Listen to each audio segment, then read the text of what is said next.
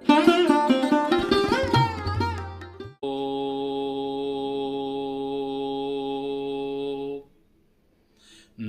भगवते वासुदेवाय कृष्णाय वासुदेवाय हरये परमात्मने प्रणतक्लेशनाशाय श्री कृष्णाय वयं नमः। आज मैं आप लोगों के सामने खास करके गुरु श्राप क्यों मिलता है उसी के ऊपर विवेचन करूंगा। देखिए, खास करके ये देखा गया है, श्रीमद् भागवत कथा में आया है, जब इंद्र को एक बार ऐरावत हाथी पर इंद्र महाराज यात्रा कर रहे थे, दुर्वासा जी उनको मिले रास्ते में, तो उन्होंने अपने गले का माला उतार करके दुर्वासा जी को दे दिया।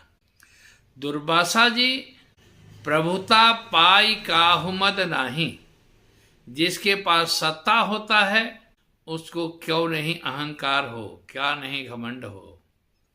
क्योंकि जब अहंकार हो जाता है, जब आदमी के पास सत्ता मिल जाता है या लक्ष्मी हो जाती है, तो आदमी के पास अहंकार होता है।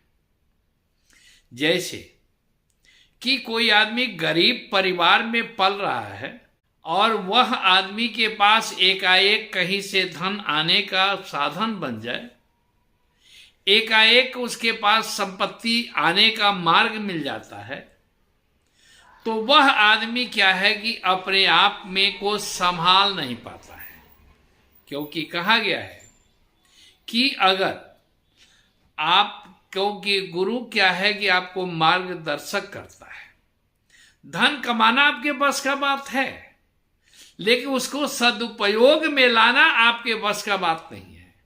उसके लिए गुरु की आवश्यकता होती है, वह चाहे माता हो, चाहे पिता हो, या दीक्षा गुरु हो या शिक्षा गुरु, किसी न किसी की आवश्यकता है। क्यों कि ब्रह्म और गुरु सर्वव्यापी है। तो ब्रह्म और गुरु सर्वव्यापी है, तो उसी तरह से इंद्र महाराज को जो है सो घमंड हो गया, अहंकार हो गया कि महाराज अगर हमें देते हैं माला तो हम इस माला को क्या सिरोधात करें? नहीं। तो इसीलिए खास करके जब गुरु या कोई ब्राह्मण या भगवान से उतार करके पुजारी माला अगर आपको देता है, तो आपको माला नहीं पहन सकते हैं, तो उसको माथे से लगाइए, हृदय से लगाइए और नाक से सूंघ करके कहीं किनारे में रखिए। लेकिन उन्होंने दुर्वासा ऋषि के जो मिला उसको उन्होंने क्या किया, ऐरावत के मस्तक पर रखे। ऐरावत ने सूंड में पकड़ा और पकड़ करके नीचे गिरा करके पैर से रौंद दिया। जब रौंद दिया तो इंद्र के पास इंद्रासन का अहंकार था, इंद्रासन के सत्ता का अहंकार था। उसी तरह से जब शिष्य गुरु के सामने अहंकार दिखाता है, अपने को दौलतमंद बनता है, क्योंकि परमात्मा अगर ब्राह्मण के रूप में, क्योंकि परमात्मा जब भी अवतार लिए हैं, तो तुलसीकृत रामायण को उठा करके देखिए,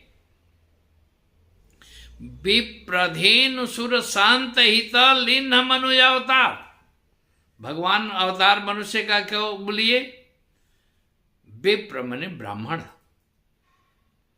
वेद पाठी थी विप्र, जो वेद को समझे, वेद का अर्थ जाने। विप्र और धेनु गौ, देवता और संत के लिए परमात्मा अवतार लेते हैं। तो जब उनको अहंकार हो गया, तो उस माला को ऐरावत ने पैर के नीचे जब रौंद दिया, तो देख करके दुर्वासा महाराज को क्रोध हुआ। तो क्रोध करने के बाद, क्योंकि देखिए खास करके तपस्वी का जब कोई अपमान करता है, तो वो कुछ करे या ना करे, परमात्मा उसके लिए जरूर कहीं ना कहीं व्यवस्था बनाता है। ये जरूर है कि समय लगता है, क्योंकि आपका पुण्य कर्म जब तक है तब तक आप जितना मर्जी उछल दीजिए, जितना मर्जी अपना यासी में रह लीजिए, जितना मर्जी अहंकार में डूबिए, आज नहीं तो कल आपको उसको परमात्मा उसका दंड देता है।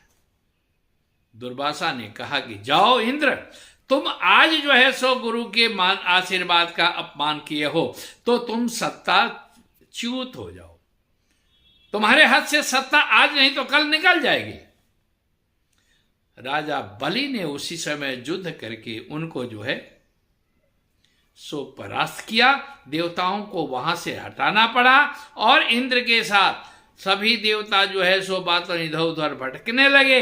इसके बाद से ही वामन अवतार हुआ भगवान के लिए, और वामन अवतार लेकर के जाकर के जो है सो बलि को बांध करके, क्योंकि बलि कौन थे?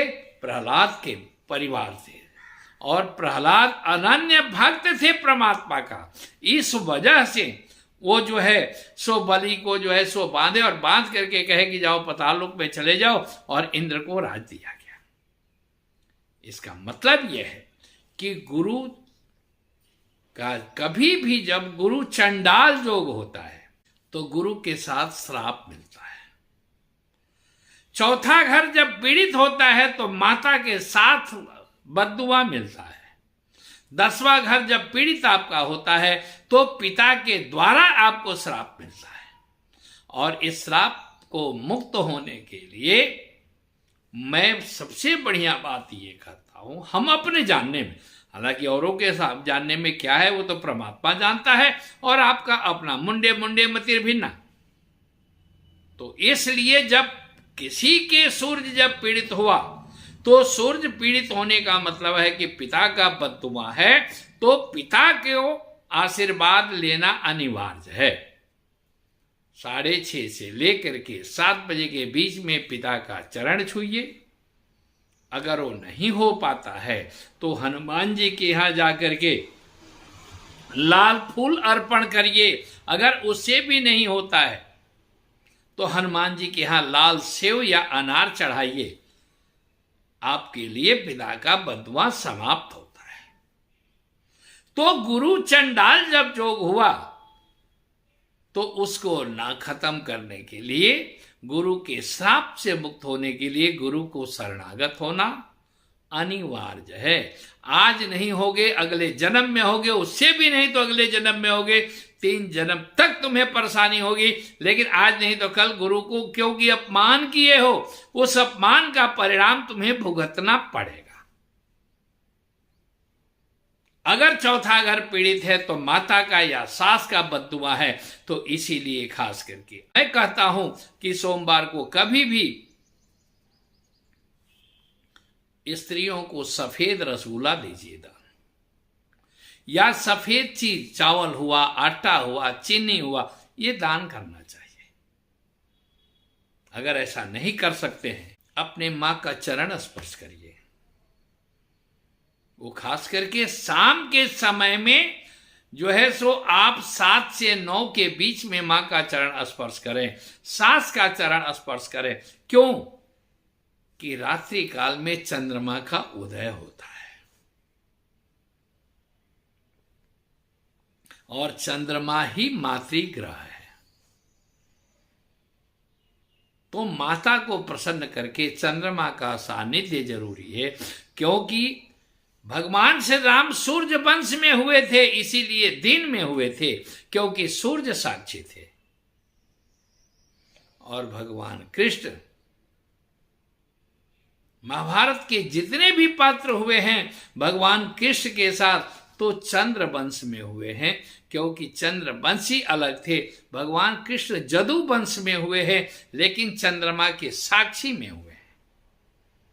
इसलिए अगर मातृग्रह पीड़ित है, चंद्रमा पीड़ित है, शुक्र पीड़ित है, तो उसके लिए खास करके आपको ये बताया गया है कि आप चंद्रमा को साक्षी रख करके माता का चरण स्पर्श करें, सास का चरण स्पर्श करें, उनसे आशीर्वाद लीजिए। आपका कल्याण होगा, आपकी सभी प्रकार की समस्याओं का समाधान होगा।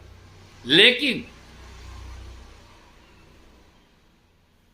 गुरु का जो है, गुरु का कहीं भी कोई भी रास्ता नहीं है। क्यों जानते हैं? कि गुरु को, जैसे पुष्पदंत जो है भगवान शिव के मंदिर में भगवान शिव का पूजा कर रहे थे, और पूजा करते करते उनके गुरु और आए, उन्होंने गुरु का अपमान किया। तो भगवान गुरु ने कुछ नहीं कहा, लेकिन भगवान शिव ने श्राप दिया कि जाओ, तुम्हें जो है 100 बातों दरिद्र का वास होगा, तुम्हें अशांति जीवन में मिलेगी। तो उन्होंने खास करके भगवान शिव के शरणागत हुए, और गुरु ने भी कृपा किया। गुरु कहे कि हे प्रभु, मेरा शिष्य गलत है तो क्या है, आप उस पर कृपा करिए, आप उसको रास्ता बताइए। तो भगवान शिव ने कहा कि जाओ, बिल्वपत्र पर बैठ करके और बिल्व पत्र पर बैठ करके और जाकर के पुष्प, क्योंकि उसी समय पुष्पदंत स्तोत्र किया गया, जिसको महिमा पुष्पदंत का ही लिखित है। उन्होंने पुष्पदंत ने इस स्तुति को किया जिसको महिमन कहते हैं, शिव महिमन स्तोत्र करते हैं, और इस स्तोत्र से उन्होंने शिव की स्तुति की। भगवान शिव ने फिर उनको अपराध को क्षमा किया, और गुरु के द्वारा जो है सो उस अपराध को क्षमा करते हुए उनको आशीर्वाद दिए। धन्यवाद। जय माँ भगवती कामाख्या। आप सबों का कल्याण हो, आप सब इसी तरह से जुड़े रहें, और अगर आपका कोई कमेंट है, कोई प्रश्न है, आप हमसे कर सकते हैं। मैं उसके लिए आपको उपाय भी दूंगा और आपसे बात भी करूंगा। जय माँ कामाख्या।